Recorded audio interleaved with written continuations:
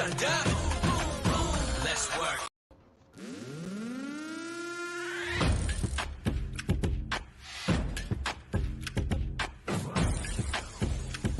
Let's work. Yo, it's go time, showtime, never backing down time. One shot, yo, make it count, yo. Crunch time, shine time, make this moment my time. Get a grip, yo, ready, set, go.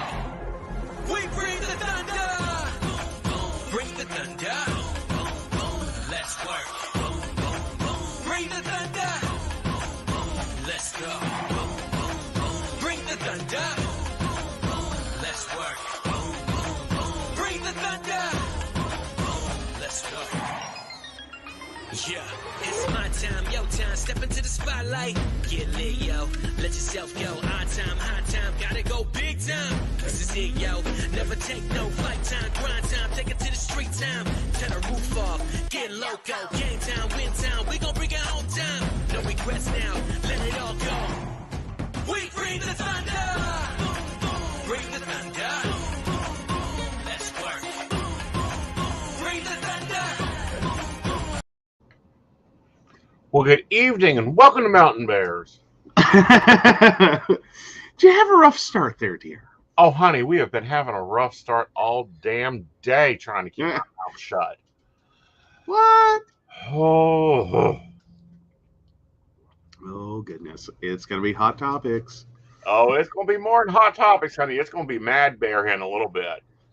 Oh, yes. Let's talk about some hot topics first before we get to that one. Okay. Yeah, what has been making your news feed? Oh, gosh, I was supposed to be ready for tonight. What? Yes.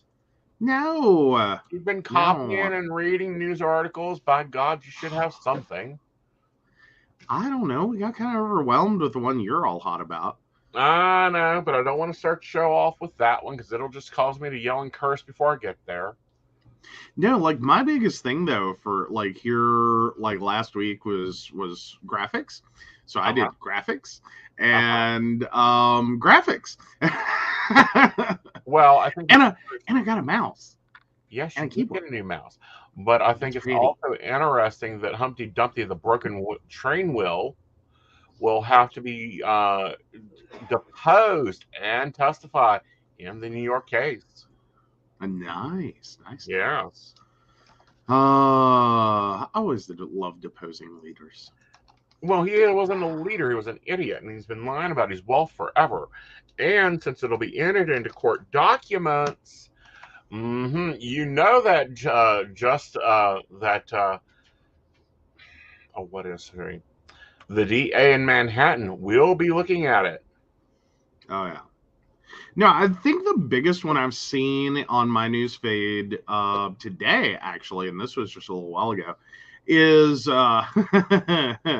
company to build $40 million plant at Exit 1 in Bluefield, creating 150 to 300 new jobs. Mm-hmm. So that comes to us from the Princeton Times. Funny story.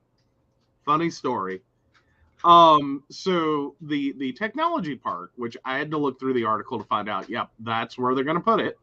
Mm-hmm. That they built, if I remember correctly, back in the 80s. Yeah. They're finally actually going to have a business worth putting in there. Mm-hmm. Like, I'm just sitting here like, took long enough to see that return on investment, didn't it? Yeah. Because I don't like it. It's kind of been a long-term joke that this poor, unfortunate technology part. Yeah, it was just a disaster investment. Yeah, it was part of that phase of investing where everyone was like, if you build it, they will come. And no, they don't. Right. They don't. Like, no. Like, that's not how that works. Right. I mean, eventually, like, you can hold on to that property and stuff long enough and someone will show up. Eventually, but it'll be, it's now what, 40 years in? And Feels other bitchy news, the Kim Porter case is finally settled. Oh, refresh my memory. Kim Porter? Kim Porter is the deputy that confused her taser for her gun Oh God. and shot and killed this man. Well, is it a confused verdict or is it no? No, it's a slap on the damn wrist. She should have gotten No. 40 years. Instead, she's getting 2. Yeah. I don't know. Does it come with any stipulations though, or like anything that would prevent her from being in law enforcement again? Like, I mean, at least that. Like, just stay out. Right. Like, if you're seriously struggling that hard, stay out. Because I know that she resigned because she was, all about the fact that she had done this. I'm just like, but never go back. Like, yeah, and what I could be more okay. Right, and what I'm hating on this is a statement. This is a 1 in a million case. No, it isn't. This happens quite often in this country. Well, and it's like, again, we go back to the theory of like 1 or 2 situations effectively happened. Either she's being 100% honest, and that is totally what happened. Mm-hmm. She did not have sufficient training to be in the field to do her job without grabbing the wrong tool from her tool belt. Right.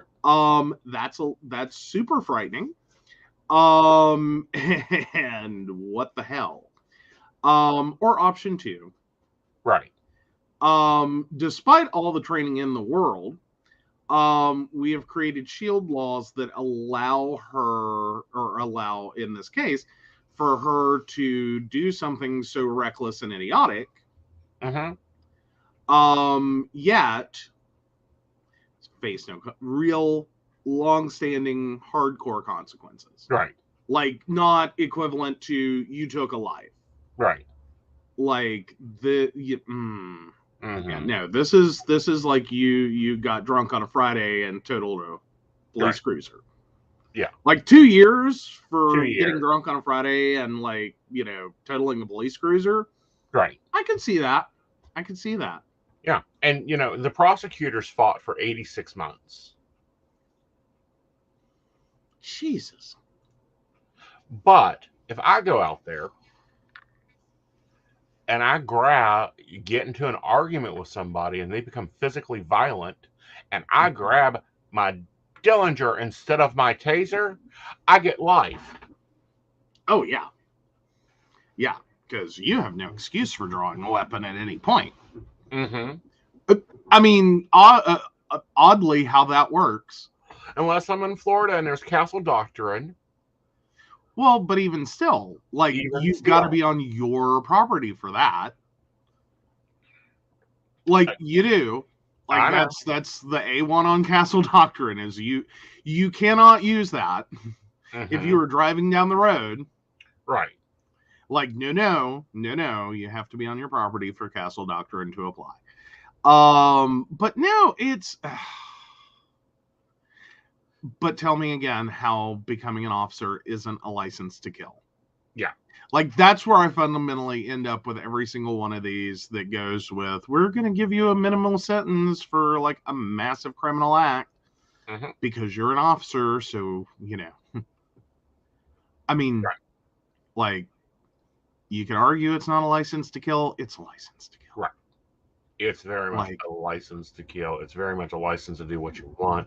We continue to see bad police giving good police bad names. We continue to see lazy police giving good police bad names. I'm not saying that we need to defund the police.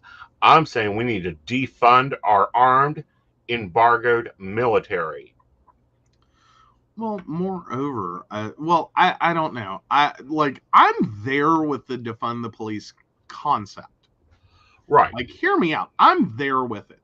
Is that we currently only, like, if you have an emergency situation of any variety, your response personnel is either fire, medical, or law enforcement. Okay, but see, there's so much more to life that does constitute an emergency situation. Right. That asking those three groups of people to handle all of it Right.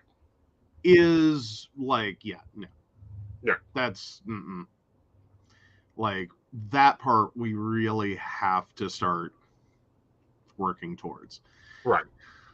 Oh, yeah, Devin, we're there. How did she even not notice she pulled her gun and not her taser? That has always sounded fishy. I think the like part of the argument that was made was that she like the basic, situation was quickly evolving, and that she was under stress and just pulled the wrong item. Her muscle memory should have clicked in here. Her muscle memory should have been the thing that snapped in there. Well, and that's where I go back to if she is being honest about the lack of training and her horrible, inability to do her job and all these things, and that she was just totally panicked in this moment. Which would, like, if, again, big ifs here, if she were so horribly ill-suited for this job, there's a possibility. Right. That would indicate someone who, like, typically their day-to-day doesn't involve ever touching, like, drawing any weapon on anyone ever. Right. Like, it's a dust catch. Right. Like, she might as well have, like, a citation pad clip holder and, like, doggy poo bags on that belt in place of those two items, because that would be more useful than her gun and her taser. Right. Is fundamentally what it sounds like her role in this small town police department, or in this department, functionally came out to. Well, just like hang out over there and write some citations and, like, walk in the parade. Yeah, and we can mark it off. But again, I don't even think that's it. She claims full training, fine. Yeah. A gun weighs about 20 pounds at most. A service revolver should weigh 10 to 20 pounds. It's heavy. A taser does not weigh that amount because it is plastic and battery. Right. Although I'd say that probably has an upgraded battery pack if you're a police officer. No, it's the same battery pack you get on normal. I've handled it enough times to know it. I'm just saying, I would think. You can tell the service revolver against a taser by weight. Oh, yeah, I would totally expect you should be able to. I mean, unless you got near matching pistol grips for both. Yeah. Like the feel, and then once you have it and start to draw, you should be like, wait, something's not right here. Like, I don't know what's going on. Let me recalibrate. Although then again, I mean, okay, they gave it to us in ounces. Okay, do what now? They gave it to us in ounces. Okay, because I was thinking 5 to 10, or like 10 to 20 pounds for a gun. Like, that's. You're carrying a 9 mil. 9 mils are 34 ounces. Yeah, there you go. Okay, a stun gun is 8 ounces without holster. Yeah. Yeah, so that's a significant difference. Yeah. Like, that's significant. Right. And if the bad money that I've been called can tell the difference between a service revolver and a taser, please, this bitch had training to begin with. Yeah. So, no, sorry, I was having a whole moment there. I'm like, 10 to 20 pounds for a gun? Like, what the hell kind of bazooka do you like? Granted, have you seen some of our police departments and the shit they get to buy at military surplus? But what the hell kind of like anti-aircraft missile was this officer carrying? Because I'm like, damn. No, it's a Glock 9 with a 12 point. So that's a heavier weapon. They're giving us without loaded what a gun weighs, what a taser weighs. There should have been a difference in the grip. There's a difference in the trigger. There's a difference in the release. Yeah. 10 to 20 pounds is Aeson's. No, Aeson's is so light you can't. I've had my gun with me in front of Brenda before, and she doesn't even notice that I have it in my pocket. Well, there you go. But no, and Devin's over here going, my bowling ball weighs 10 pounds. Like, I was just sitting there having a moment as you're saying it. I was like, damn. Like, shit. Like, that's the really heavy bag of flour. Like, 20 pounds is a toddler. Like, sorry, I was just having a whole moment. Like, hell, at that point, resolve the situation by yeeting a toddler at the suspect. Like, shit. Either that or go with the Eddie Izzard idea of, ending all conflict by parachuting in the transvestite brigade. No, sorry. Okay, what's up? You have that look. I'm trying to get some real weights instead of ounces. Because I know the gun ounces or weights. Okay, well, a fully loaded one of the gun I'm used to handling. Oh, see, Brenda's with me on Eddie Izzard. Awesome. Yeah. All right. So what he used to carry is 120 grams. And then the gun is, pick up this. So let's go with on average, and this is on average 158, 10.2 grams for the gun, and then the 12-shot clip is another 9.9 grams. Okay, I was just going to go with this. On average, the weight of most popular pistols or handguns comes out to 1.5 pounds when loaded. Yeah. 1.1 pound unloaded. Yeah. Yeah, like just bare bones. It's noticeable. Heavily noticeable. In the draw, it's noticeable.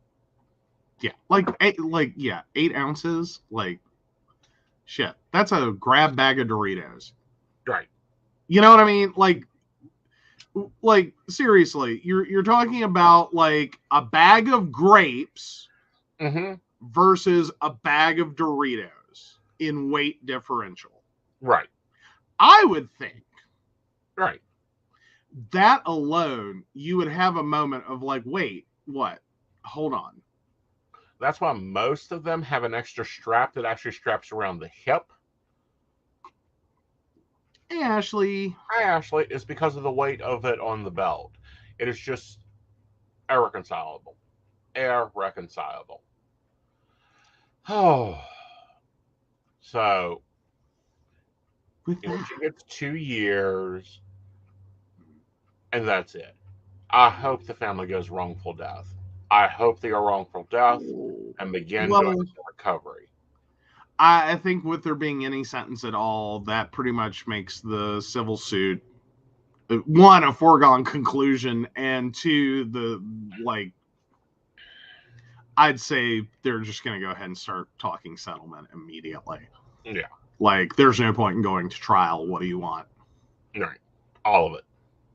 Basically. Every penny you will ever earn in your life and everything you currently have. Yeah. But, yeah. So the archives has been busy. They had to take a trip to Florida. The archives had to go to Florida? What? The National Archives had to go down to Mar-a-Lago and recollect their files. Oops. Yeah, Trump even took archives, including classified information. What was he doing with classified information? Being a dick. Yeah. Actually, I was in the same boat. I'm like, what archives? What? Yeah. So the National Archives had to go and reclaim its shit. Because of course. Yeah.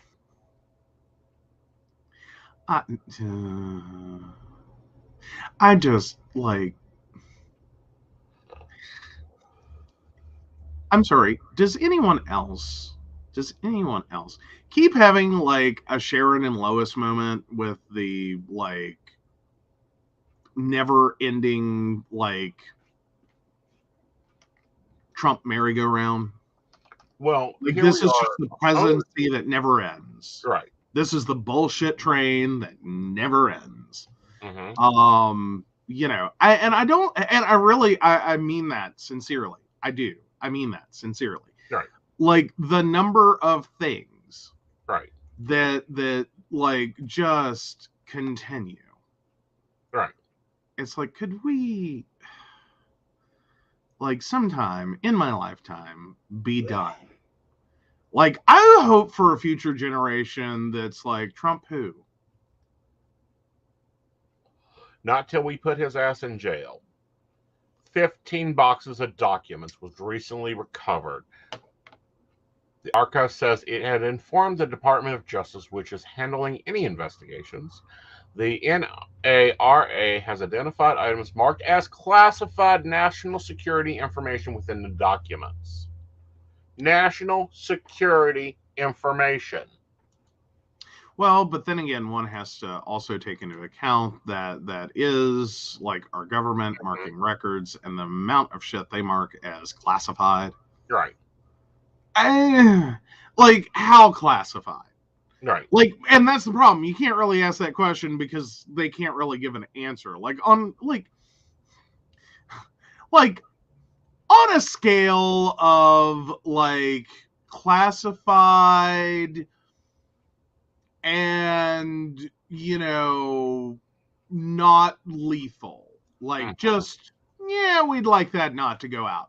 And like classified, you know, Snowden, total mass release in public would be a real fucking inconvenience for the entire United States, and some people may die. Where are we? So yay. Hi, Rowan Temple of Light.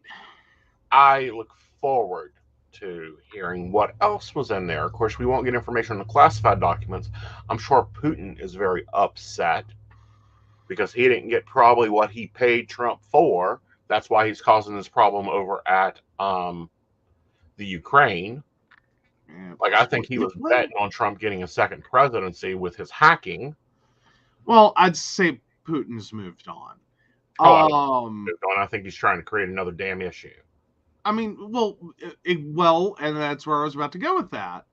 Is like, because I got into this conversation with my great nephew the other day, and I was like, here's the thing though with Russia.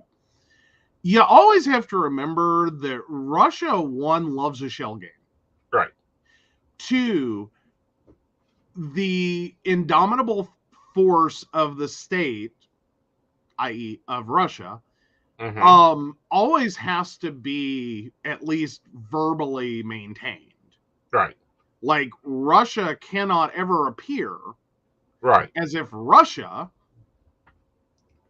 could be defeated. Yeah. They are the omnipowerful, omniscient, whatever state of Russia. Like, that's the only way Russia works. Right. So, but you always have to realize Russia loves any opportunity for a shell game. So while we're all focused on the Ukraine, funny thing, you're gonna see they're gonna pull some shit. Right. They're fundamentally they're gonna pull some shit. Right. Because, you know, they never let a good tragedy go to waste. Right. Like, Russia has never let a good tragedy go to waste. They will use this to bury something. Mm-hmm. They will use this to start something else. Mm-hmm. Like, it's always going to get manipulated. Like, and that's a key feature of, like, Russia, North Korea. Like, this is what they do. Right. Like, this is their playbook. You know, not to mention, yeah, Russia wants to go to war. Their economy is a little tanked at the moment. Yeah. You know, I kind of keep looking for China to pop up for a war too. Mm-hmm. I mean, unfortunate world realities. Right. War is profitable. War makes economies better. Mm-hmm. You know, we have long said, you know, every beloved president was a wartime president. Right. Like, you can't, like, it creates jobs, it creates economic activity, it puts money in bank accounts. Mm-hmm. It does come with some side effects. Right. Massive ones, expensive ones, long-term debt ones. Mm-hmm. What'll be interesting if Russia has to borrow from the World Bank in days. Oy. Is that where they are financially? Financially. Yeah, that's probably what they're burying with their attack on the Ukraine. Yes. Now, what's interesting is while the January 6th committee is still working on documents, trying to get information, deposing people, Mm-hmm. a civil suit seeking to hold Donald Trump accountable for January 6th committee insurrection moves forward in court. A federal judge said Friday in a ruling outlining how the former president could be culpable and responsible for inciting attacks on the United States Capitol. Trump's statement to his supporters before the riot is to ensure civil conspiracy. Judge Amanda Honors wrote a 122-page opinion. Granted, I have not read that opinion. I probably will not read that opinion because it's 122 pages. Yeah. Towards a common goal, fighting and walking down Pennsylvania Avenue. The president's January 6th speech is responsibly viewed as calling for collective action. Mm-hmm. Always a reminder, civil suits are easier than criminal. Yep. Because the standards are totally different. Right. You have beyond a reasonable doubt in criminal. You have more likely than not. Right. In civil. That's like that's your barrier. You just have to overcome more likely than not. Right. What happened here was. Right. Because you're dealing with property, not life. Right.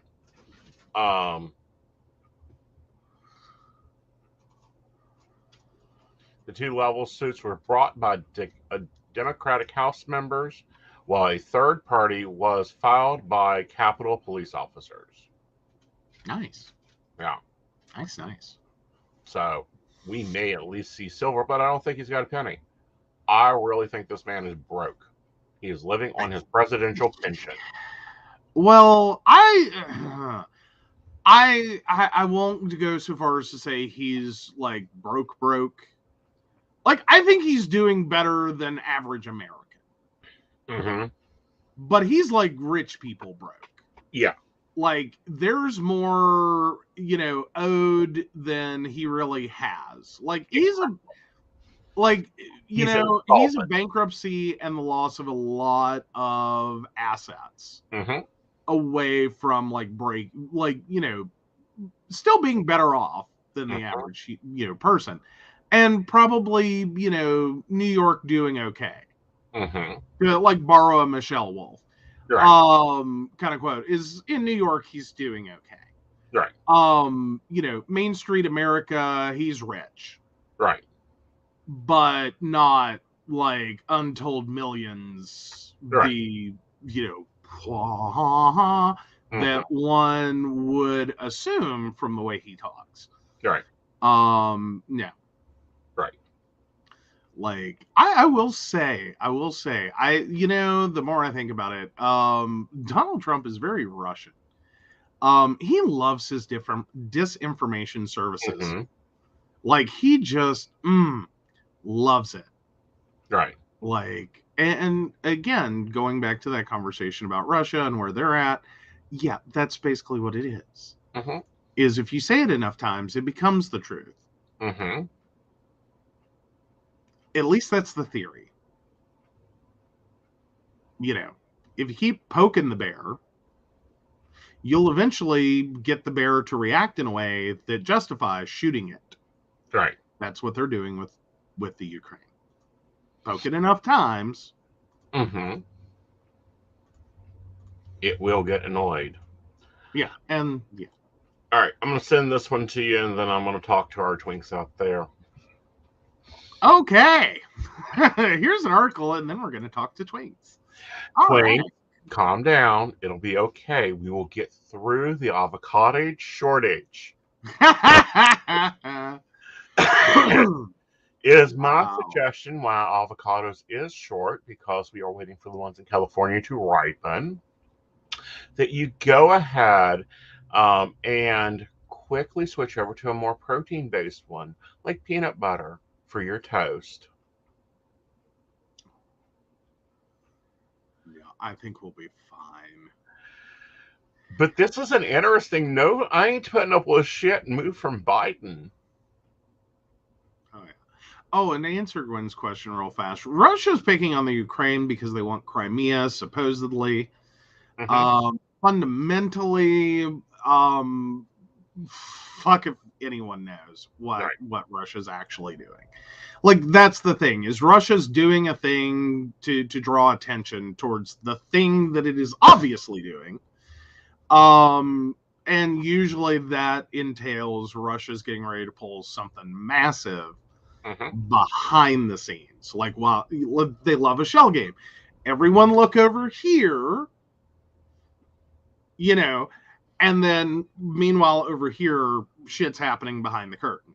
Well, not only behind the curtain, but in front of the curtain when they attack the Crimea in general. And they want the natural resources, the money and power game. But the other thing is when they invaded the last time, they were actually executing former spies that had defected in Britain, while everyone was focusing over here at them invading this other town. Yeah. Yeah. This is, again, this is Russia 101. Right. Is there's always, like, I mean, Russia wants the natural resources. It's a money and power grab. Sure. Right. Like, don't get me wrong. Russia loves a win-win. Mm-hmm. You know, we'll grab some resources and money, but then there's whatever the fuck Russia's going to do behind it. Right. You know, and that could get very ugly, because usually the stuff Russia, like whatever Russia's trying to do on the front, order of magnitude what the back end is. Mm-hmm. Because, and this is fairly big. So that back end, right. Like, either they have a new nuclear weapon they want to test, they need an excuse to get everyone off their ass so they can stockpile more nuclear weapons. Like, something. And it's, again, going to be huge. Mm-hmm. Whatever it is they're doing. So, yeah. I mean, that's always been my take on Russia. That was welcome to Model UN. Like, it's the Russian playbook. It's the North Korea playbook. It's been the Chinese playbook. Like, they really love disinformation services. Right. Like, they love state control. They love working in doublespeak. They love. You know, sleight of hand. Right. As in, focus your attention here, and then do something back here. Right. And it can take years, decades even, to uncover while they were doing this, what they were actually pulling off behind their back. Right. So, yeah, it's a pain in the butt. Alrighty, so avocado shortage. Yes. The avocado shortage. The avocado shortage will occur because the cartel threatened one of the inspectors because Mexico was claiming that the avocados were grown in this area and they were really grown over here in the cartel area. And the inspector caught on and refused to accept them. So they sent him and his family death threats. And Biden said, no, no, no, no. No, no, no, no. Fine. If you can't tell us where you grow your avocados and make sure that this money isn't funding your cartel, we won't buy any of them. We will ban them from the United States. I figure we'll be okay. We will be. We don't eat that much avocado. You don't like it. Oh, please. You don't eat that much avocado. We don't eat that much avocado. Have you seen our sushi budget? I've seen our sushi budget. I'm really thinking that we're going to have to move over to that. I'm looking to see what the substitute is for the avocado in the sushi for the California roll. Yeah. But no, I'm just, I think we'll all be okay. I figure this will be something that we just import from somewhere else. Yeah, California, once they get right. Well, that's not an import. I'm saying, though, that we'll probably end up importing from somewhere else. We'll give a boost to some other economy. Mm-hmm. I mean, some parts of Mexican trade is a real nightmare, especially when we're trying to avoid funding drug cartels. Right.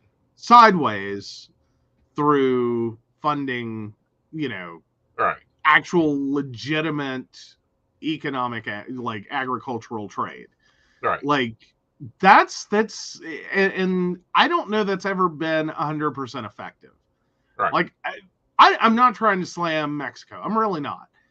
But like Mexican cartels are really involved in everything. Like they are very much rocking the, finger in many pies concept. Like they don't miss Kenya opportunity. could be using some of our American funding. Peru could use some of our American funding. Haiti definitely. They've got the trees. They just need to get the growth by up there.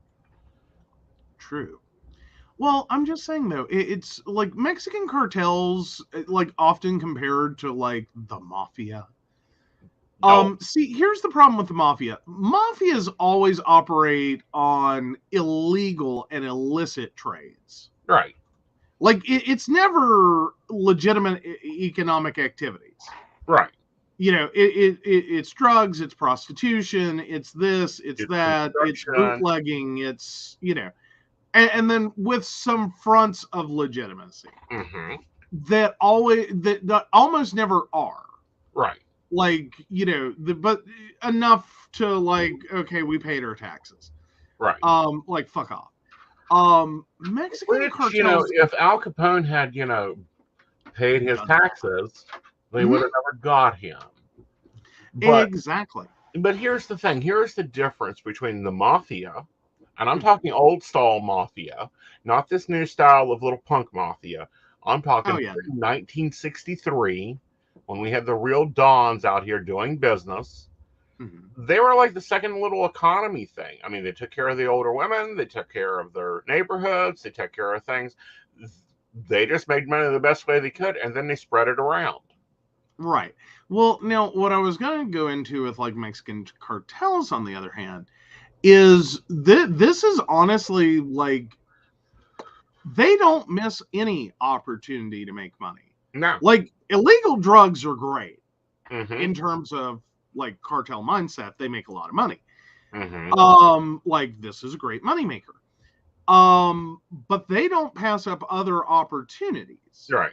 Like they are there. Like they don't just have a front of a legitimate business. It's a whole separate legitimate business. Right. Like they care about. Like it's not just a front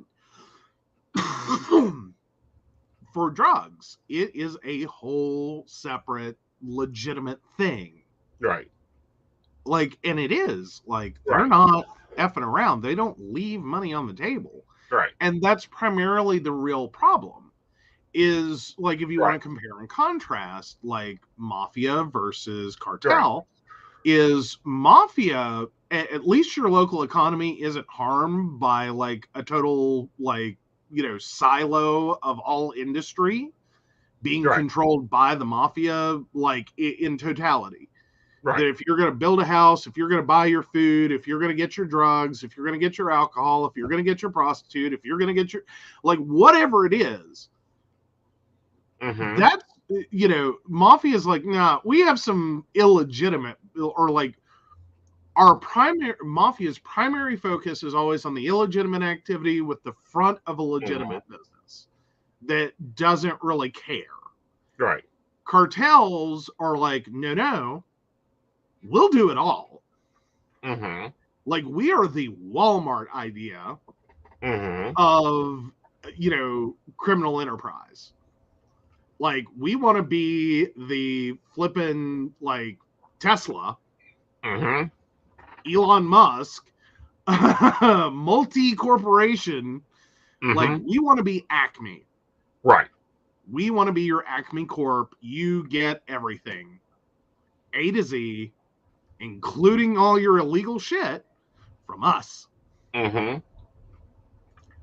have to appreciate that, at least. Like, Mexican cartels don't fuck around. They're making some money. And they're making good money, but they need to do it without the drugs to be selling it to the United States. Well, and moreover, you're going to have to, like, figure out better ways and stop threatening people. Right. Like, once you cross the border, as in once your goods are, part of a cross border transaction. Right. No. See, strong arming, not your best life choice. Right. Take the hit. Take right. the hit. Ooh, substitutes for avocado and sushi from Brenda. Blanched asparagus, cucumber. Ooh, I do like that. Salmon pesto, edamame, hummus, chia seeds, cashew butter. Ooh, broccoli, boiled or scrambled eggs, or garlic paste. Hey, that's options.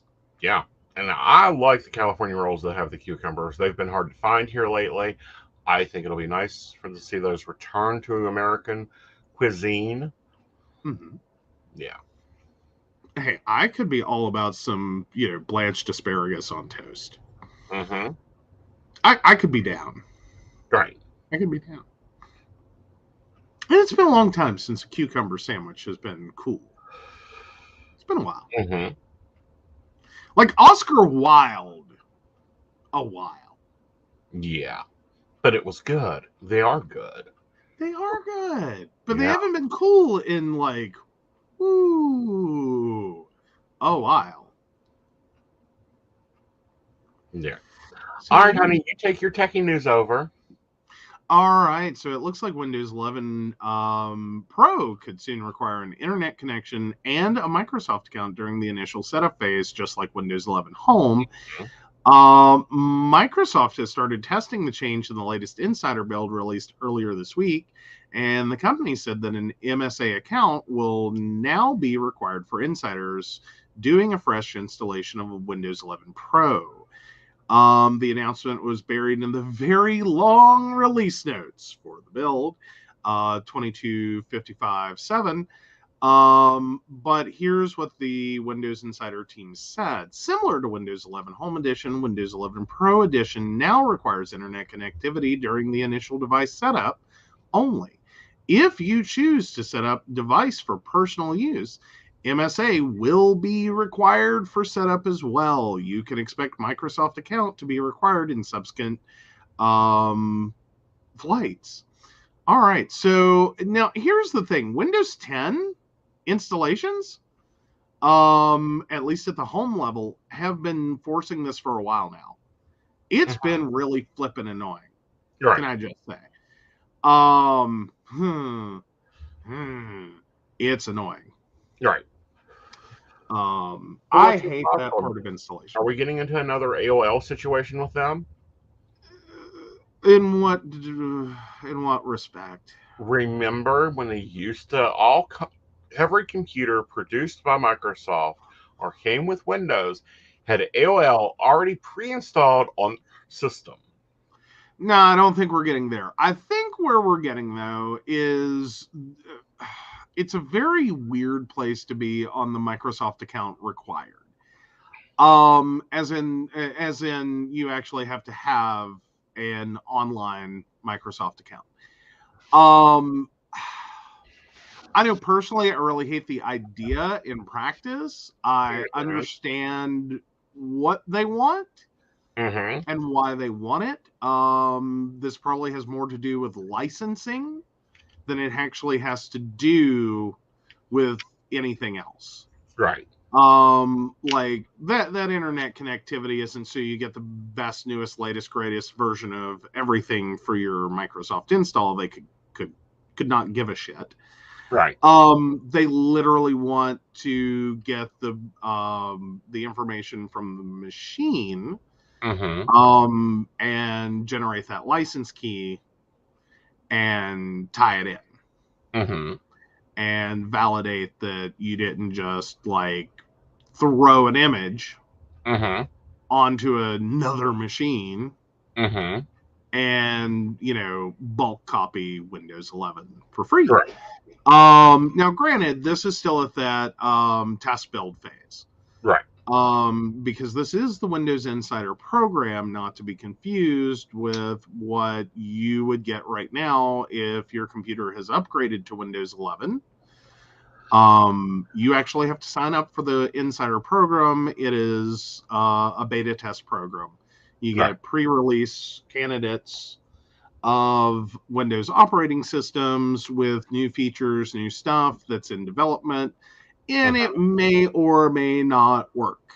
Right. There have been some really unstable pre-release candidates. It can be a frightening program. It can also be very useful for getting a hands-on look at new features before they are actually, integrated. Or new versions of the Windows operating system before it's released to the general public. Right. I did it for years. I probably would have done this with Windows 11, but right. We have at the moment in which that was released, I had not one single system that would take Windows 11. Right. Like that's how screwed Windows 11 is. Right. So yeah. I'm not furious. I don't think it's the brightest feature requirement they have ever had. You know what I mean? Like it's basically it's following the idea of an Apple ID. And that in order to, functionally use a Mac machine, you have to have an Apple ID. Good fucking luck if you don't. It's a little bit of a bitch and a nightmare. Right. Trying to use, Apple anything since OS X without an Apple ID. Good effing luck. Like, good effing luck. Right. I think Microsoft is trying to go that route. I don't know how well that's going to work. But, I mean, time may tell. Yeah, time will tell. And we begin the Mac experiment this week because my main system has to go down to get upgraded. We're going to bring the Mac up and in function so that we can have streamlined work and streamlined work activity. Yes. All right. It's about that time. It is that time. Yes. All right, guys.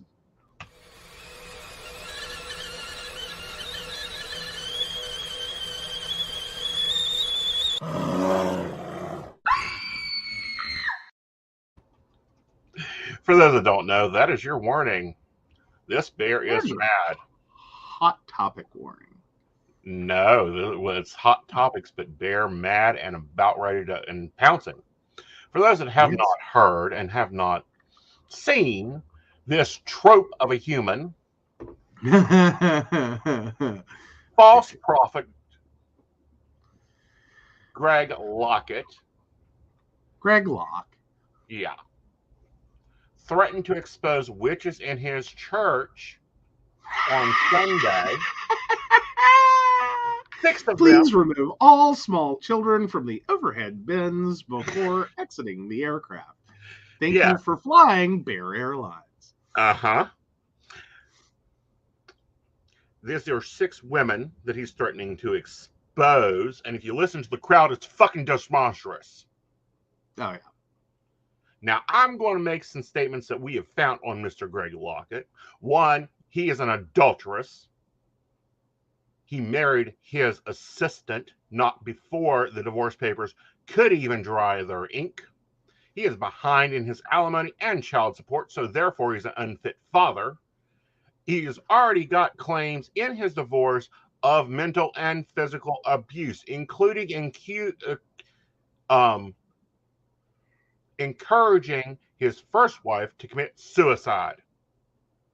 Now, let me and then there's all those other times he got arrested for protesting. Yeah, not to mention all the times he got arrested for protesting, all the times this little pain in the ass, waste of a human bone bag,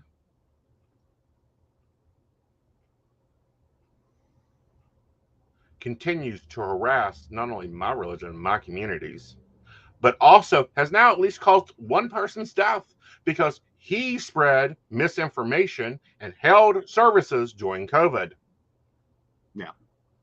Yeah.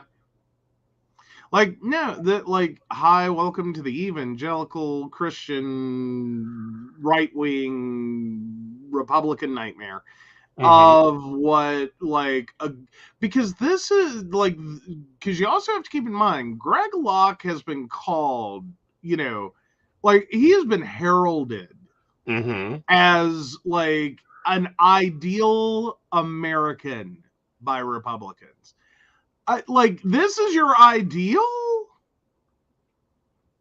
Yeah, this is your ideal. Like, this is your ideal. Like, and I'm not kidding. These are, like, this is directly attributed of, this is what he has been called in Republican circles is an ideal American. Yeah.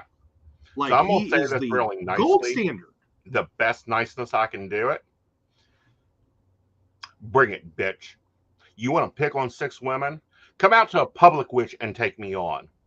You want to quote scriptures that you don't even know the original meanings of? Try me. Yeah. Even Brenda points out even the Christian pastors on TikTok are calling him out and denouncing him. Actually, he's getting called out all around for the bullshit he is pulling right now. And before this, like his bullshit in general. And I think a lot of this is effectively at this point, it's the new generation of televangelism. Like, let's just call it internet of evangelicals, or keyboard warriors for Christ. I mean, basically, where they're coming from. It's the new generation of televangelism.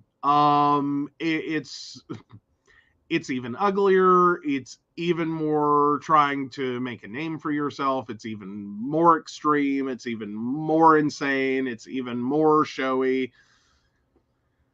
Like, it's just the super size me of television. Because I'll guarantee you, these 6 women question his preaching, question his idealism, and may even, and it's been suspected, that he is following the path of Jimmy Swaggart.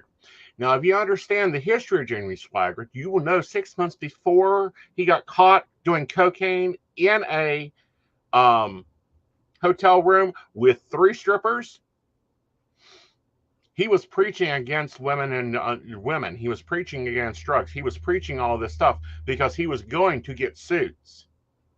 You ain't no Ben Hinn. We done seen Ben Hinn. We know Ben Hinn. He actually has a little bit of stage performance. You don't, dumbass. Well, and here's the thing, though. Typically, the more off the rails evangelicals go, the dirtier the shit closet's going to be. Like, there's always, the more outspoken, the louder they talk down about some shit. The more fucked up that skeleton in the closet, or in this case, the skeleton wardrobe in the closet, ends up being. Right. Like, we know this, we've seen this, we've dealt with this. Like, we see this with every flippin' one of them. Like, they come up, they get start taking center stage. Right. Then there's the scandal ensues. Right. It's the Duggar story, or Josh Duggar story. It's the, like, name them. Like, there's just so many. I'm expecting that any moment now. Like, literally any moment. And I think it's going to be the scandal of scandals. Well, I think it should be more than that. And believe me, we will be following him, and we will be reporting on him. But this pain in the ass bone bag, and that's the best I can say to keep this show PG. On air. Let's just go with on air. Yeah. No, there's not a lot of good things to say for him. And yeah, I hate to say this is the new face of Christian extremism. And I'm sorry, this is ridiculous. Yeah. Not only that, but children with Alzheimer's need exorcisms, not diagnoses. That's bullshit. Autism, not Alzheimer's. Autism. And children with Alzheimer's need a lot of things. He had said it about both of them. Yeah, that's probably the big explanation that's also needed for Greg Locke, is apparently Greg Locke really isn't into, like, accountability or, like, owning one shit. Right. Like, he's really not into that. Demonic possession, demonic influence, Satanist, witches. Like, everything is not someone's fault. It's the doing of someone else, or the devil made me do it argument repackaged. Right. Like, that's his whole shtick. It's his whole shtick. Yeah. And like, every other religious doctrine in the Christian faith, I am talking the Christian Post, the Baptist News, the Pentecostal News, is coming out against this man. We need to shut him down. He needs to go into a box, preferably with bars, and stay there. Yeah. But no, this is the fundamental problem, though, with having, like, and evangelicals, I swear to God, I don't know why they're there for this. Other than it is a facet of their thing, is they just really don't like personal accountability ever. Right. Like, no one ever has responsibility for their own actions. Like, and you see it over and over and over. Like, all of their policies, men specifically, do not have responsibility at any time for their actions. They are always seduced or, whatever, by women or children or whoever the hell they raped. Because the devil made them do it, because that fornicating woman, even if she's like 3. Right. Like, it really boggles. It's a big struggle. Like, unless you sit there and go, yeah, they have zero belief in personal accountability at all at any time. Right. Something else is to blame. So, yeah. And that's basically who he's preaching to, are people that are in a similar mindset, or at least a vulnerable enough position. They want someone else to blame. Right. Now that we found over time is even scarier. Right. Like, crazy man who doesn't believe in personal accountability preaching to a bunch of people, not necessarily that big a deal. The group of people that are really just wanting a get out of hell free card, more importantly, ability of transference of responsibility onto someone or something else. Right. For whatever fucked up thing they're doing. That's the people I'm more concerned about. He on his own fuck it, fine, whatever. He wants to go after fucking witches. Let him rant and rave.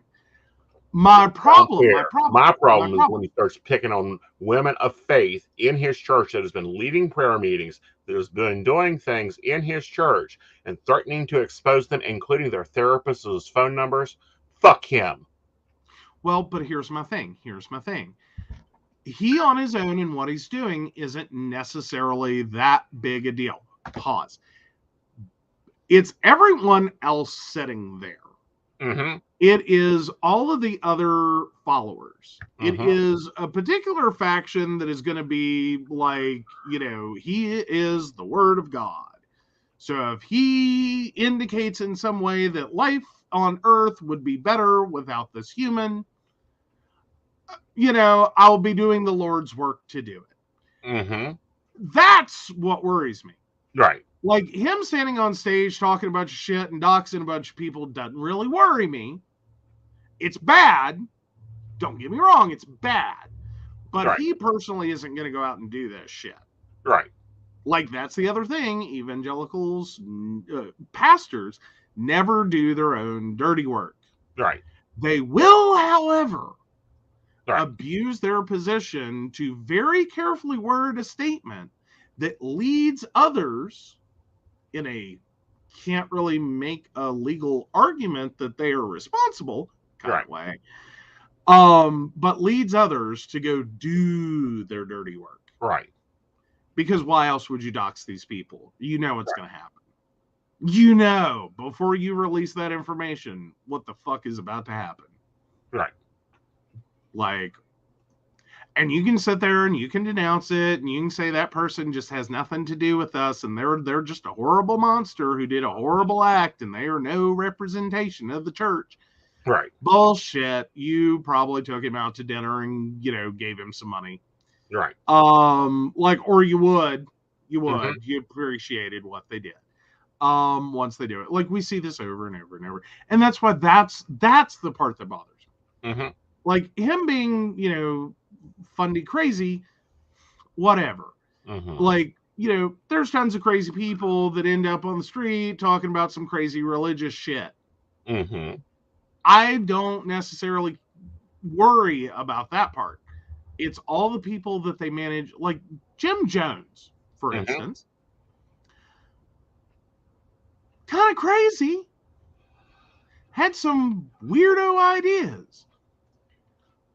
On his own would have been a single suicide. Right. It's all the effing people that said, no. Mm-hmm. He's got the answers. Right. That were like,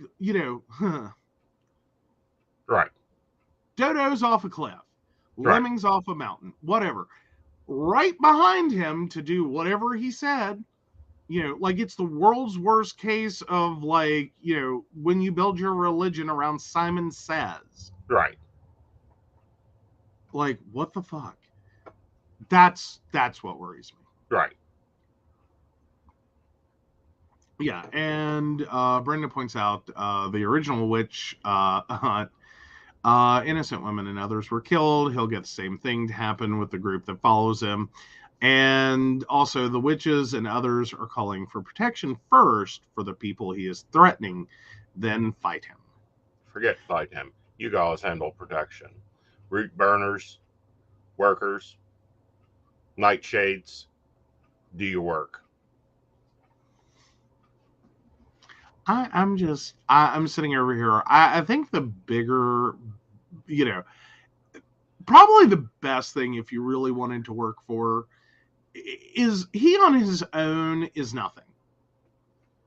Like, if you really want to work for something, one, definitely protection for the people that he's going after, but two, for the people that follow him, the devout followers, to wake the fuck up.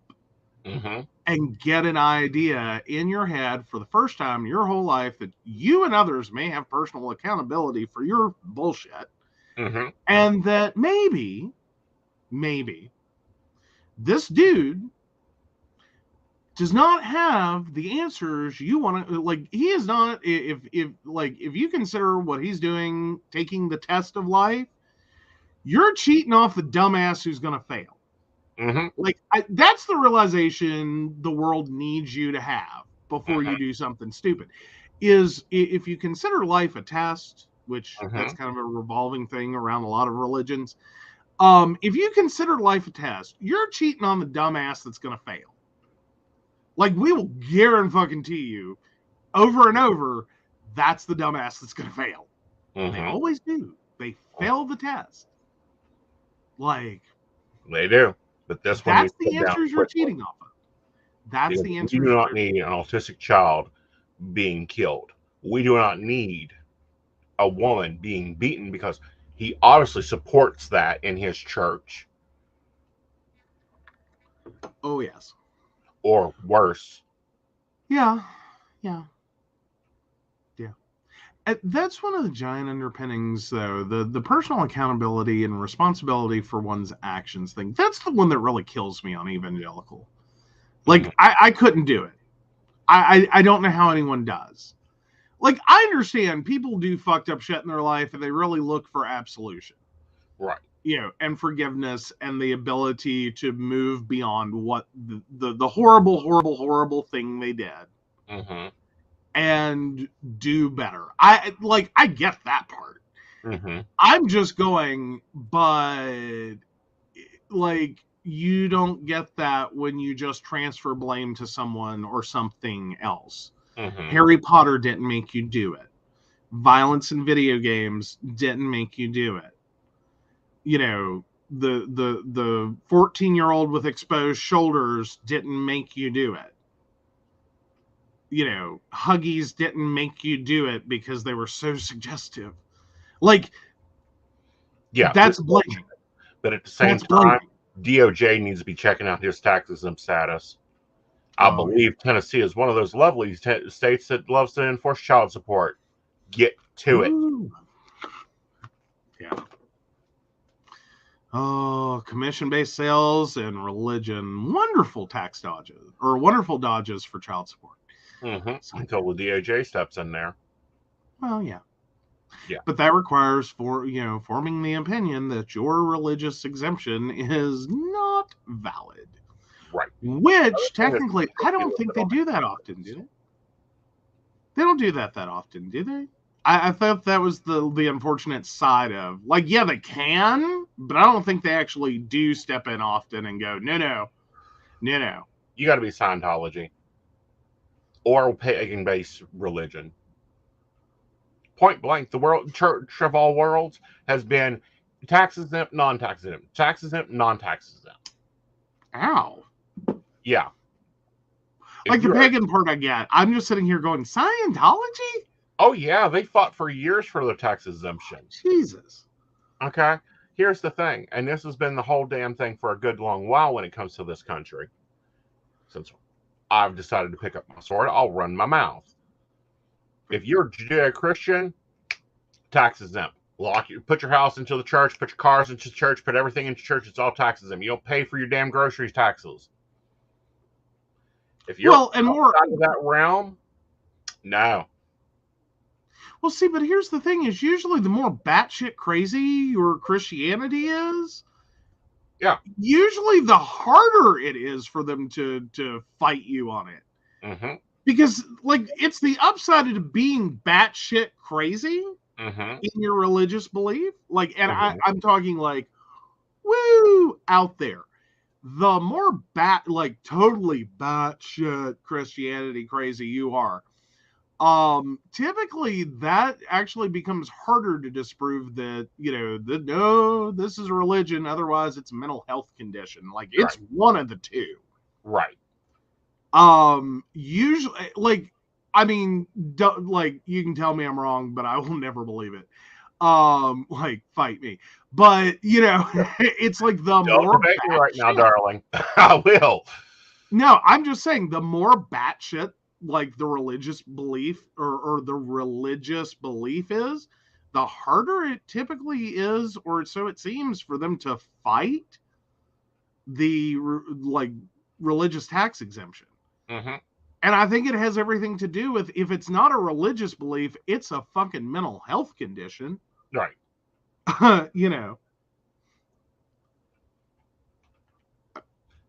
Like, prove me wrong, but I'm not. Now, we have another overstep of the Christians. Oh, okay. What are they doing this time? Well, you remember the Huntington High School that had an evangelical assembly. Oh, Yeah. Now, there were some students yeah. there. 100 of them left their classrooms following a walkout, chanting separation of church and state, which is in the Constitution, above thou shalt bear arms, and my faith, my choice. Well, a group of parents and students are suing West Virginia school districts following this. I say we work for justice.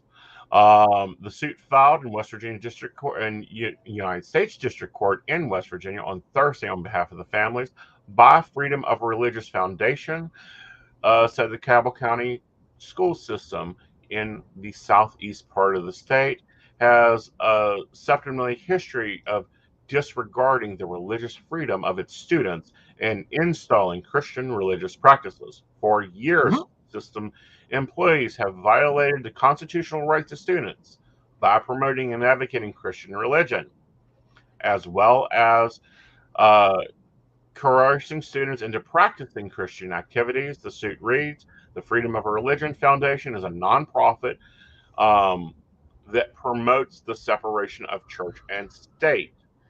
Yep. If I remember correctly, I think they're also the ones that stepped in on the Bible in the schools program. I might be wrong on that, but I think they are.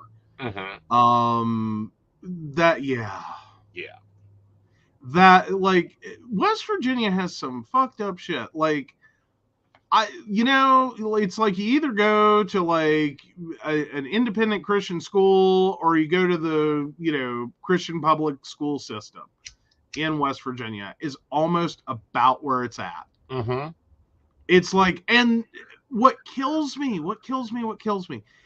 is like, it's just so normalized in their brains that, like, try to tell them they're wrong. Try to tell them they're wrong. Like, they can't even start the thought that they have so horribly fucked up. Right. Like, they can't. Right. Yeah, slap that guy and tell him Big J said love everybody and everybody is everybody. There we go. I hopefully did that comment justice. You probably did. In a statement Friday, Cabell County School Superintendent Ryan Sachs said the district is investigating the Revival event and he believes some students' rights were violated. Yes, and every one of those, him and everyone down the line, including the teachers that told the students to close their eyes and raise their hands in prayer, need to be fired immediately. Loss of teacher certification immediately. Yeah. Well, and fundamentally, this was supposed to be an optional event for students. Granted, that had its own problems. Right. Like, it was already on a shaky foundation. Right. Of, like, you could minimally say they were skirting some issues. Oh, they were skirting every issue. Well, that it was student organized optional event for students who wished to attend. Right. But then two teachers decided they wanted to go, and apparently the way this was set up is if they had even one student who said, nah, I ain't going, they had to stay in their rooms. Right. And so these teachers made it non-optional, did not pass around the sign-up sheet, and told all their students they were going. Yeah, and apparently this Nikki Walker Ministries also visited another district, Huntington East Middle School, on February 1st and held a similar assembly. Yeah, it sounds like he's doing kind of a come to Jesus bus tour, right through West Virginia and basically any school that he can wedge his foot in the door on. Right. Which, again, problematic, and something tells me this is all going to be a shit circus at some future point. Right. Like, it just always is. It just always is. Right, but I'm really aggravated with the prayer for relief with this. Okay. The damages they are seeking, $1 per plaintiff plus attorney cost. No, $1 million per plaintiff, and attorney costs will stop this real damn quick. Well, I think though they're trying to make a bigger argument, is that it's not about the money. It's not about the money. It's about the right to go to school without religious indoctrination of any variety. Like, you want to teach religious history, I'm cool with religious history. You can talk about religious history all day. No one has a problem with religious history. We can talk about religions, world religions, all the religions of the world. I don't care. You can have a class. About, Christianity, modern Christianity, modern interpretations of Christianity, all of that which the world would be perfectly fine with. The United States would be perfectly fine with. Students would be perfectly fine with. Every plaintiff in this case would be perfectly fine with. Go, do, have, whatever. But when you turn it into a religious service, which is way different than a class, like, when you are actively practicing religion in the classroom versus discussing world religions, discussing a religion in particular and what it believes and what it doesn't believe and how it works and what its, particulars are. Right. That's one thing. When you start practicing it, it's the difference between, explaining how, the witches, what the witches pyramid is, and performing a ritual in class. Right. No. See, one of those is instructional education for what the underpinning concepts are. And one is an actual religious practice that you don't need any education for, fundamentally, if you have one religious leader that runs the ritual and everyone else just keeps saying the right words at the right spots.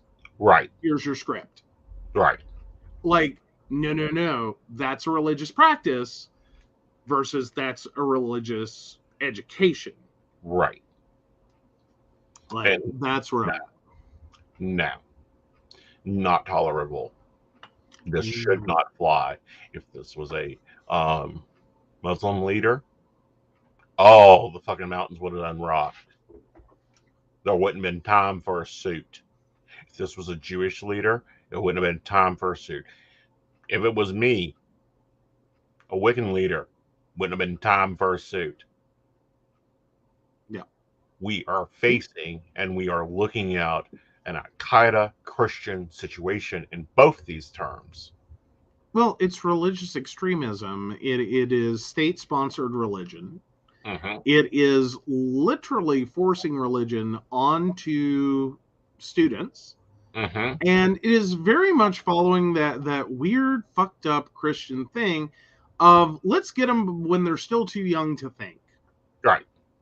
Like, let's, it's weird for a group of people, like, because I'm sure similar boats. I'm not going to say that Nick Walker, the pastor involved in the Huntington situation, is necessarily in the exact same boat as Greg Locke, but they're similar. Okay. Right. And so follow along with me here. For groups of people who have a real problem with, with books and games and etc. that quote unquote glorify witchcraft, they don't, but have a big problem with that. Like, you do realize that, like, these little Sunday school class bullshits and, like, the things you're doing in the schools, you're literally presenting ideas that these kids are incapable of logically processing and understanding. Right. At all, to even begin to question. And you're basically getting them before they have the point in which they have that ability to become converts to your religious belief system. Like, that's fucked up. Like, as much as you want to protest against this whole, like, magical thinking thing, in terms of, like, you know, Harry Potter and this, that, and the other, you're really taking advantage of it for the whole burning bush, talking to people, you know, a snake made her eat an apple concept. Because I'm sorry, Christianity with a dose of logic is kind of like, is this a fucking acid trip that someone recorded? Like, seriously, there's moments like you sit there as a fully formed adult with like a fully functional brain, and you start reading this and you're like, did someone just document an acid trip? Like, is that how we got the Holy Bible? Someone documented an acid trip? Because it sounds like someone documented an acid trip. Well, this is Nikki Walker's Ministries out of Cleveland, Tennessee. Not even a West Virginia-based church. Oh, yeah. Well, but, and see, here's the thing that also gets me with the whole Nick Walker Ministries thing is he is, like, very much... I'm trying to find the word. Very much working the angle that he doesn't, you know, force himself on any of these schools. He's always invited by the students to come and, you know, help their communities.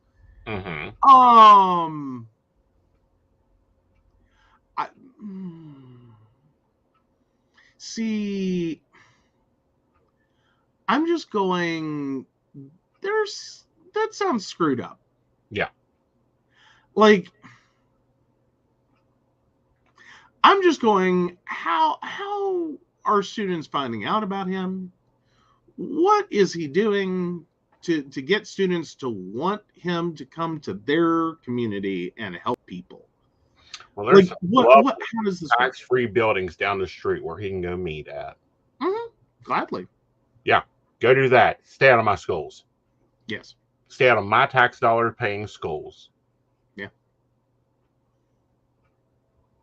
Yeah. This is ridiculous. These students should be, this suit should be very quick and easy, and it should also be very, very clear to Cabell County and any other county that wants to violate the religion of church and state, and they should lose their federal funding. But that would not hurt the children. Basically. Like, I don't know a single well-off educational institution in the state of West Virginia. There's not a single one that can afford to lose state and federal dollars. Right. But I think this is definitely a situation in which there are many things that have gone wrong here. Right. And ideally, you know, we could handle this problem by, you know, squeezing the purse strings until you learn to do better. Right.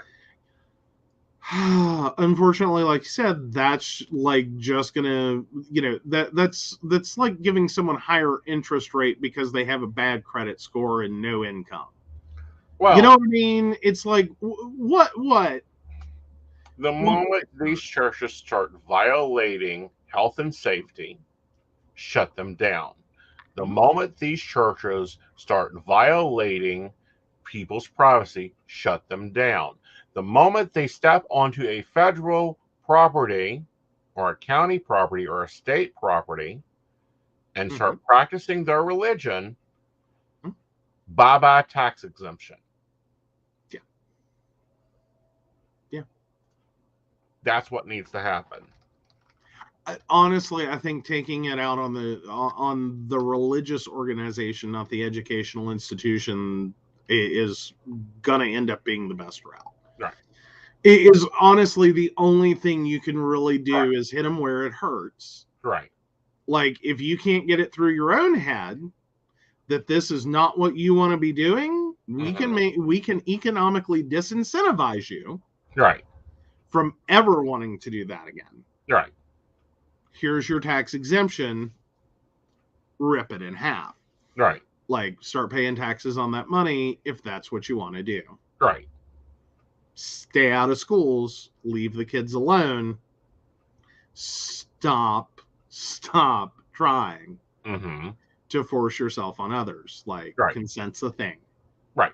And see, the 6 easy ways for them to lose the 501c3 is lobbying. Well, gee, if you're lobbying from the pulpit, bye-bye tax exempt.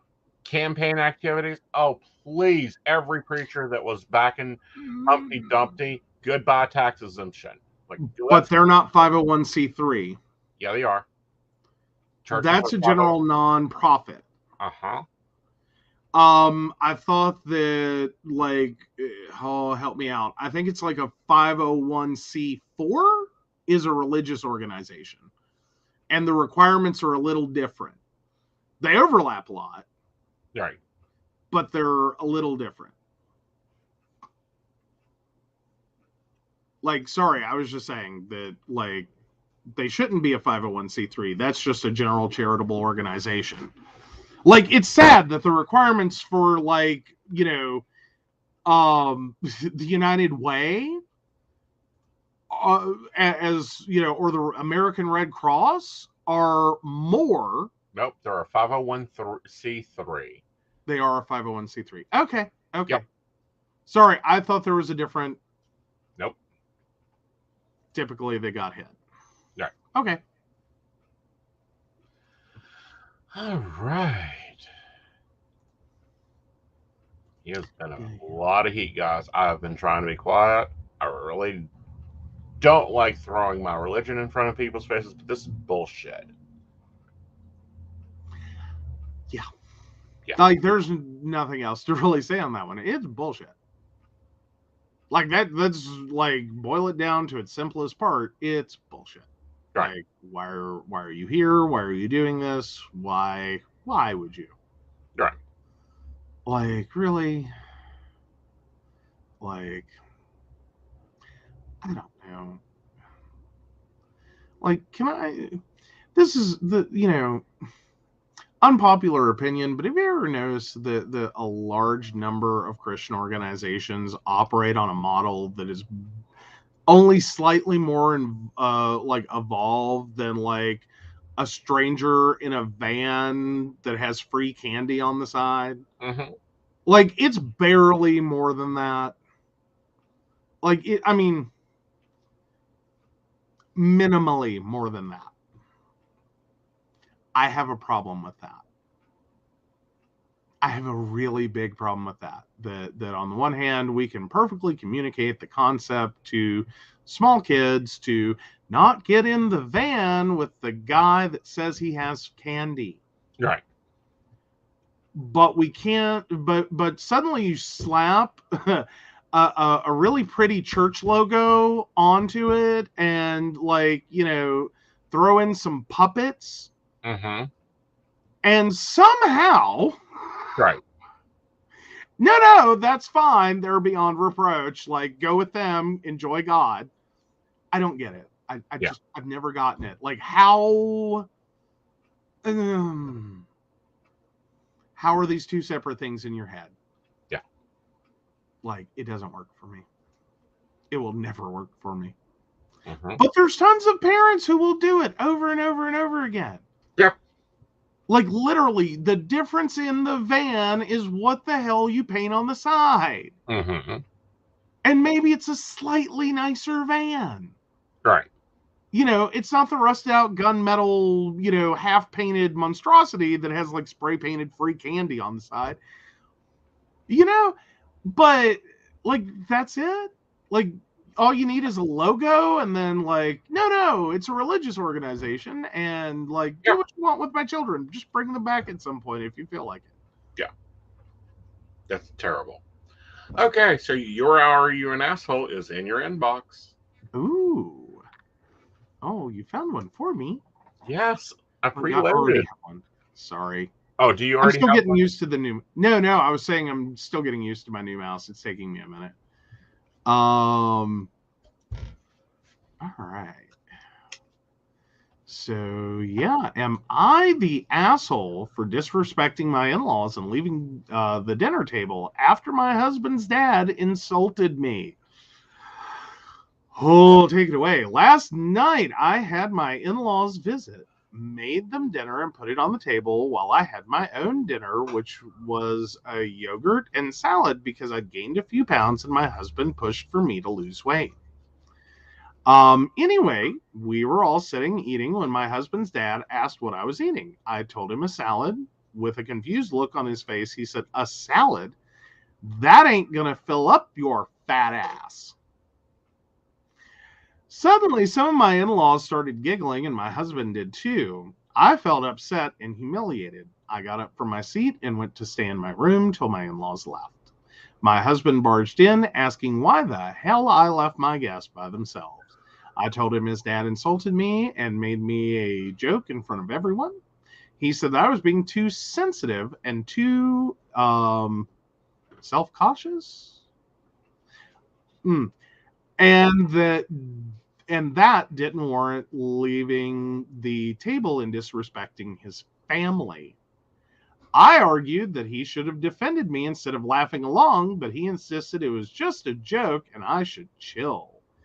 And self-conscious, and that I should chill, then said that he's not a lawyer or a police officer, so I should quit expecting him to get involved in every disagreement I have since I'm an adult. We kept on arguing, and he said that I disrespected his family by leaving the dinner table and hiding in my room like I was a child, when I could have just chilled and kept my cool. My mother-in-law sent a long wall of text about how inappropriate my behavior was. He may be right in that I messed up and was being a bit too sensitive, since this is just how my father-in-law is. Honest and straightforward, even with his jokes. Am I the asshole? Could it be that I overreacted?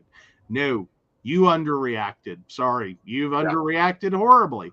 They're the asshole, and no. See, the appropriate reaction to that would have been to order all of them out of your fucking house. Yes, including your husband. Throw the father's plate in his face as you walk past him. Fuck that. Throw the salad at him and order a pizza. Yeah. Furthermore, your husband is an asshole. Yep. So, top comment. Hon, I'm commenting here because it's the top comment, and I hope you see it. You are absolutely not the asshole. You are insulted in your home. It is not okay for anyone to speak to you like that. I'm sure your husband and his parents have plenty of faults of their own. Would you be able to get away for a few days to think about the current direction in which your life is headed? Is this what you want for your future? Do you feel lonely in your own home? I promise you deserve to feel loved and appreciated just the way you are.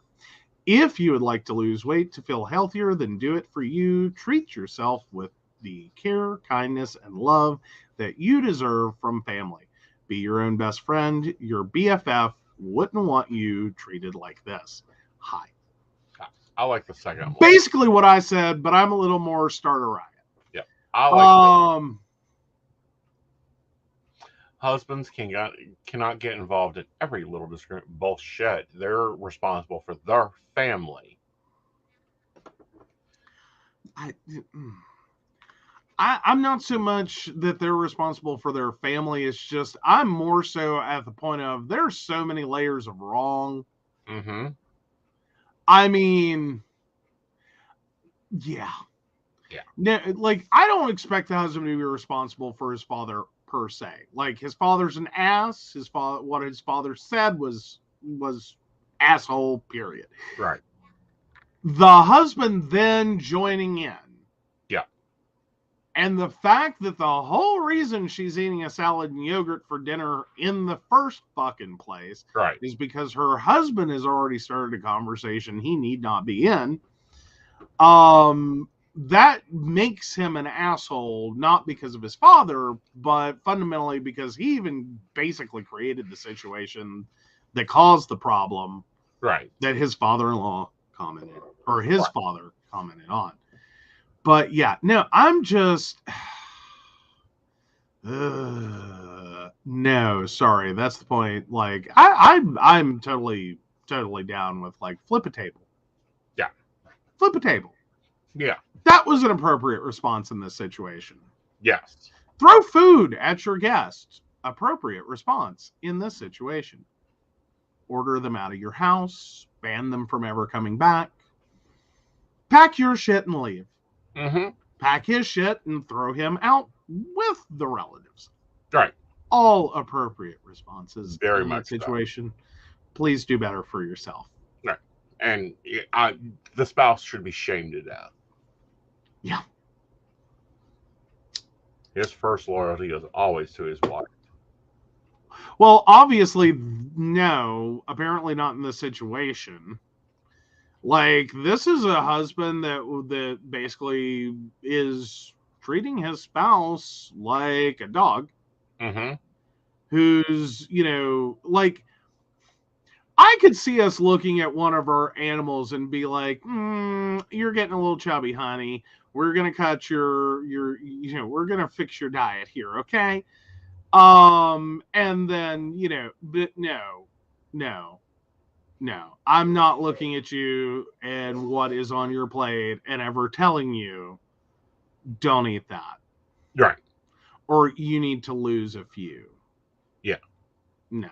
And I'm not going to stand for that. Like, that's, like, I'm sorry, that's some shit I grew up with. It's a really hot topic for me. And it's like, oh, no. Like, I will have the moment in which, and I have had the moment where I've been concerned about the health of others. Mm-hmm. That, as you know, we've moved past, you've put on a few pounds, which may be an emotionally related thing or a hormonally related thing, mm-hmm. to I am legit concerned mm-hmm. about someone's health and welfare, because this is not just a little stress eating. Right. This isn't, you know, but even still, that's one, not a dinner table conversation. No one needs to be holding a fork or any food item while that conversation occurs. Right. And two, that does not need to be done in front of a large group of people. This is not an episode of intervention. Mm-hmm. And three, like, it's not a conversation about what you're putting in your mouth. It's a conversation with, I'm concerned. Right. Because this, like, are you okay?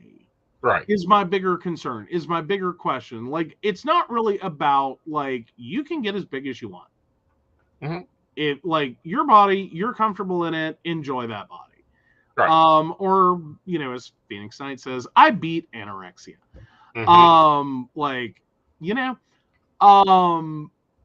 the problem is, when does food and one's body weight start to become an indicator mm-hmm. of, is there potentially a much different problem?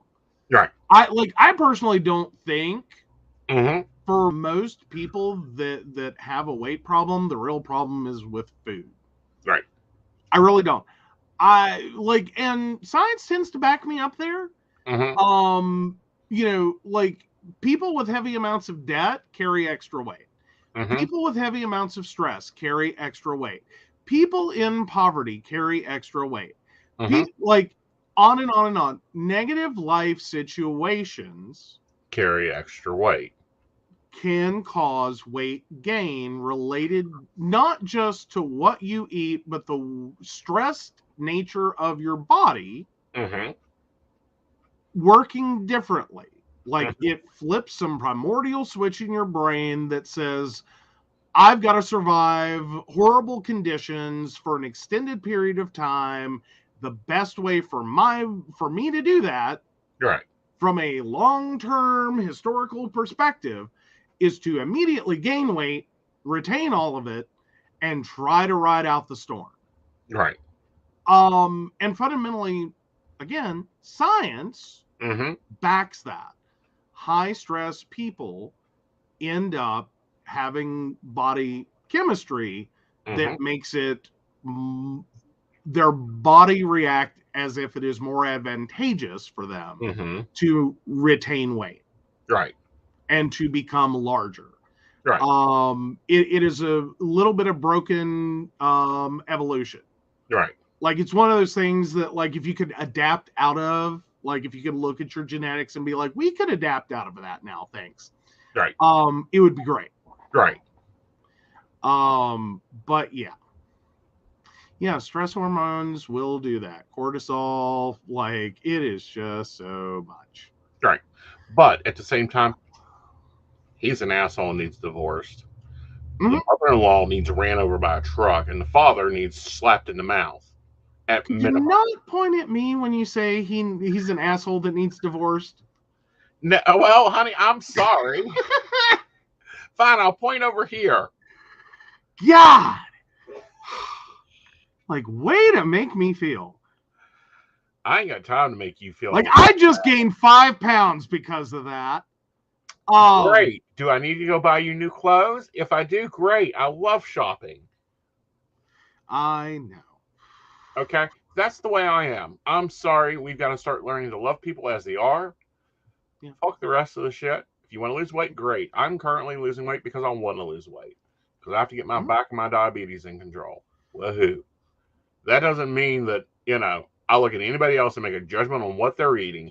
And this asshole should have gotten his mouth slapped when he said, honey, I think you've gained a few pounds. You need to go on a diet. Furthermore, she cooked the meal that she's not eating. And you have a gall with salt. Yeah. I mean, and I'll even say that, like, as you're doing your weight loss, I've tried to keep all comments as neutral as I can. Right. Because I also have a problem, and before I say this, I'm going to say Devin, he always looks great. So don't take offense to what I'm saying. I have a big problem, though, with the fact that sometimes the only positive messaging that people who are large or have gained weight get is when they're on a weight negative swing. That, like, the only time anyone ever says anything positive to this person is when their weight is decreasing. Like, they don't ever hear, like, at any other point that, hey, you look great. Hey, you are, well, that's awesome. Something we've had to You're work doing on. Great. Well, but I think it's a whole world problem. Like, I noticed this at, like, hi, I'm a big dude. If you haven't noticed, like, I take up a lot of I like a nice big dude, but not one. What I'm saying is we've had to work on this because any compliments I give you in the beginning, you took as negative point outs because of your home bringing. Well, it's that it's also the, a pendulum that swings in one direction can also swing in the other.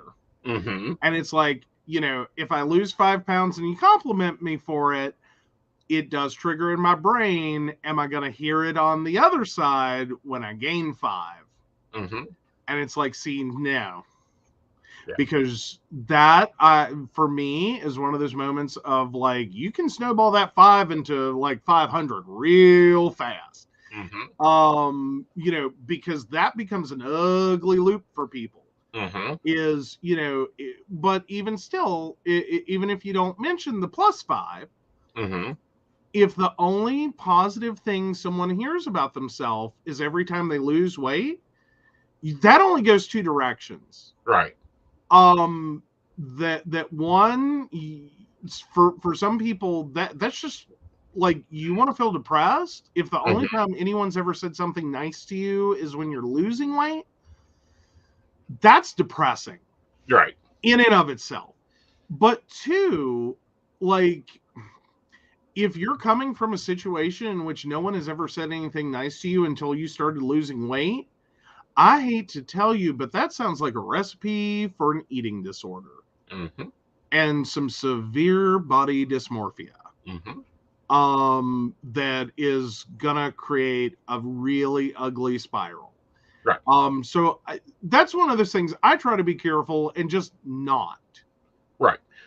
Or be as neutral as possible. Right. But no, I'm talking about complimenting your outfits. I'd never see the outfit again. Complimenting something you're doing, you immediately stop it.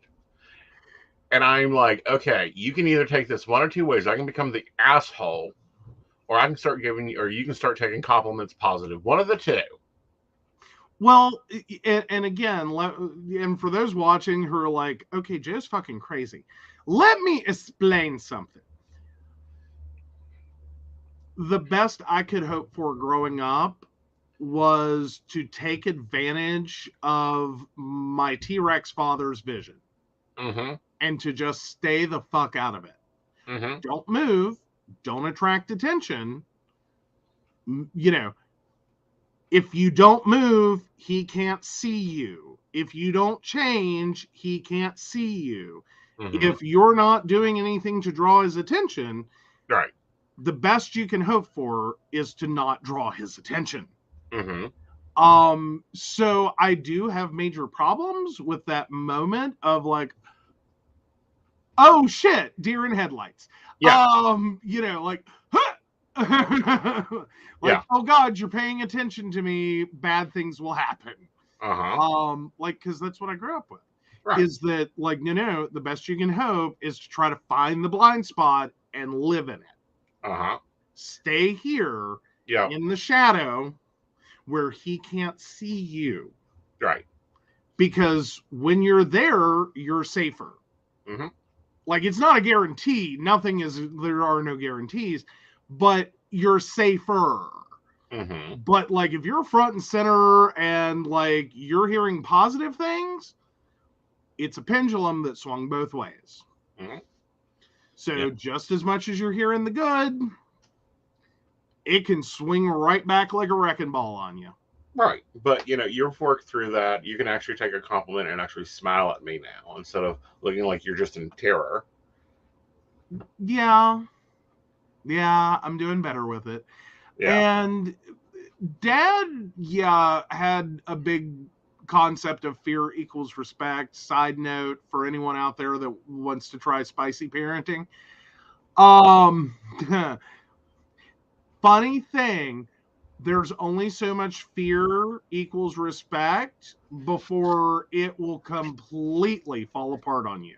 And I swear to God, comparative moments in conversations with siblings. I think almost all of us had the same moment. Is Dad finally went too far? And like, he started like, you know what I mean? Like, you don't open the hostage negotiation by killing 99 out of 100 hostages and think you have a bargaining chip left.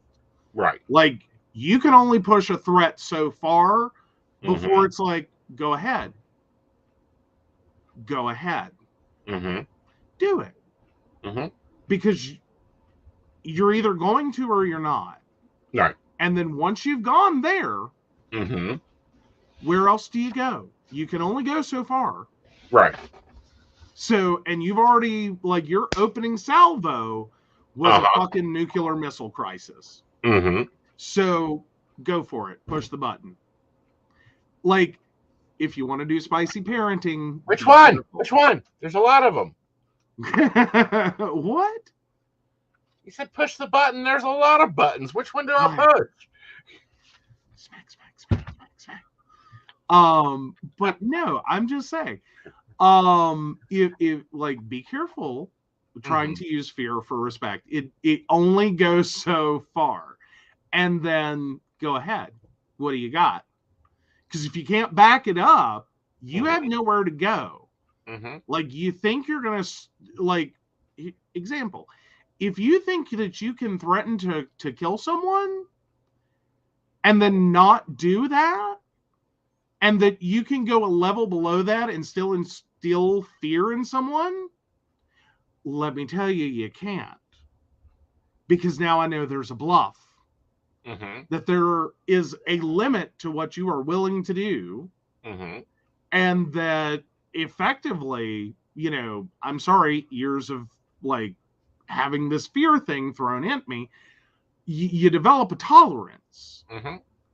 You know, you start to accept that, you know, if you're constantly having the fear of pain being inflicted upon you, you eventually adapt to that being normal. Mm-hmm. And you kind of get to a point where you're okay with that. So there's always escalation. Right. But then there's a point in which you have to you end up at that bluff stage of go ahead, do it. Right. Because what are you, you know, if you don't do it, right, you have nowhere to go anymore. And that's always worrisome. But that's why that fear parenting doesn't work. It does not work. I wish people would get it in their heads. It doesn't work. Mm-hmm. Proper parenting is building a coalition with your child, opening communication, and explaining why. 450 times why.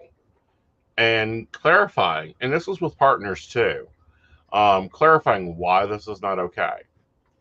It is not okay for Joe to talk down about himself. I don't allow it. I will. Well, you try not to allow it. It's a struggle. Yes, it's a struggle bus. But no. And then one of our comments is, I remember being screamed at, petrified from fear, not able to speak, afraid to breathe, and just shut down. Right. Yeah, been there. The final, well, I'll just go ahead and share. The final one for me was the night my father pointed a gun at me and threatened to kill me. Mm-hmm. And I literally looked at him and, I don't know, call it Joe had a moment. I looked at him and said, go ahead. There's nothing a bullet's going to do to me that's any worse than anything you've ever done. Mm-hmm. And, you know, uh-huh. There's nowhere to go from there. Like, what are you threatening me with after that? What are you threatening me with? Like, I took the biggest threat you have given me so far. Mm-hmm. I stared down the barrel of it. Mm-hmm. And told you to do it. Right. What else you got? What else you got? Right.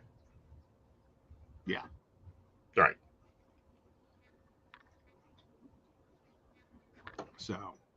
Right. That's my life story. Or part of. Right. Aw, I wish I could give you a hug. Thank you. Yeah. But no, that was one of my experiences with that. But, you know, as horrible as that sounds, and I know everyone has that reaction, is, oh my God. Mm-hmm. That was like the best day of my life. Right. Like, if you've ever watched V for Vendetta, you'll get the concept, is tyranny has a limit. Right. Like, once you've accepted all the possible outcomes of shit that could happen to you and you no longer react to them, right, you got a lot of freedom. Mm-hmm. Like, you find yourself on the other side of the bars trying to figure out how you ever got into a tiny ass little cage. Well, I mean, it sounds like a horrible story. It was one of the best days of my life. Mm-hmm. Like, it was right up there with the, like, night I threw a plate of spaghetti at my father. Really was. Yeah, now we don't eat spaghetti. That, and you don't like my spaghetti. I'm a little weird about spaghetti. There's whole reasons. I know. I could write a book on why I have issues with spaghetti. All right, guys. So it's been a great show. It's been a lot let out on the show. There's been a lot of news being covered on the show. And it's made possible by a small group of people. If you want to join that group of people, go check out PCSPnetwork.com. But Vanna, take it away. Oh, well, right. Mid-scroll. Uh-huh. Really? Mid-scroll. You know I got to wait for it to come back around because I will miss someone. Mm-hmm. So while we do that, one more comment coming in is, wish I figured that out. We just beat the shit out of each other. Yeah. Yep. that happens in a lot. So we do want to thank Beverly Walker, Mika G, Kathy, Mary Winfield, Brenda Bryant, Ashley Guest, Shannon C, Shannon D, the ever wonderful Lady Gwendolyn, Charles Shaw, and Dottie the Psychic. If you'd like to learn more about us, the show, or how you too can become a Patreon sponsor and become one of our lovely baristas, please visit us at pcspnetwork.com. And baristas, be looking for March's issue of Under the Table and Dreaming by the 21st. There we go. Yes.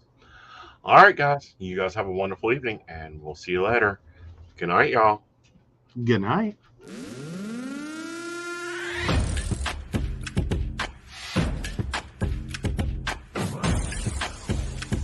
Let's work. Yo, it's go time, showtime, never backing down time.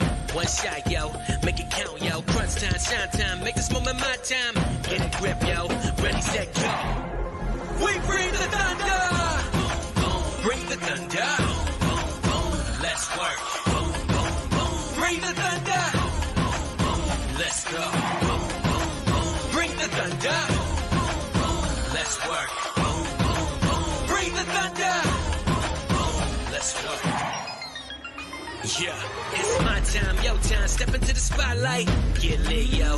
Let yourself go. Our time, high time. Gotta go big time. This is it, yo.